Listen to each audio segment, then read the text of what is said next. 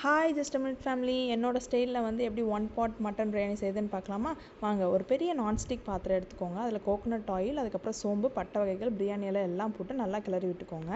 அதுக்கப்புறம் ஒரு பெரிய வெங்காயம் நீட்டு வாக்கில் வெட்டி வச்சுருந்ததும் 2 தக்காளியும் ஆட் பண்ணிட்டேன். அப்புறம் ரொம்ப பியூரான இஞ்சி பூண்டு பேஸ்ட், அதாவது வீட்டிலே செஞ்ச இஞ்சி பூண்டு பேஸ்ட் வந்து 2 ஸ்பூன் எடுத்திருக்கேன்.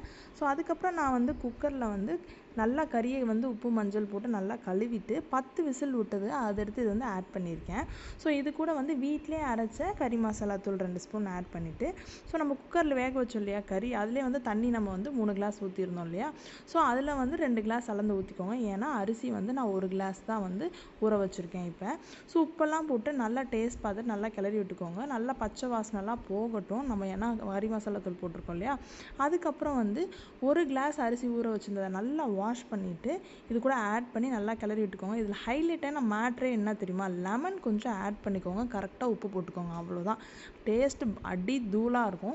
மறக்காமல் நம்ம ஜஸ்ட் மினிட் சேனலை சப்ஸ்கிரைப் பண்ணிக்கோங்க. ஒரு 20 மினிட்ஸ் நல்லா வேகட்டும் இந்த மாதிரி. ஸோ அதுக்கப்புறம் எடுத்து கொஞ்சம் நெய் விட்டுக்கோங்க. நெய் கெட்டியாக இருந்துச்சுன்னா நெய்யை மேலே ஃபுல்லாக அப்ளை பண்ணிவிட்டு கொஞ்சம் நேரம் மூடி வச்சு நல்லா கிளறி விட்டுக்கோங்க. அதுக்கப்புறம் டேஸ்ட்டு நம்ம ஜஸ்ட் மினிட் ஸ்டைலில் சொல்லணுன்னா அடி தூளுங்க. அவ்வளோ டேஸ்ட்டாக இருந்துச்சு உண்மையாலுமே. ஸோ வந்து வீட்டில் இருக்க எல்லாருக்குமே ரொம்ப பிடிச்சிருந்துச்சி. இப்போ பாருங்கள், சர்வ் பண்ணும்போது அப்படியே அந்த அரிசி அவ்வளோ உதிரியாக இருந்துச்சு. ஸோ வந்து நான் வந்து ஒரு ஒயிட் எக்கு வச்சு சாப்பிட்டேன்.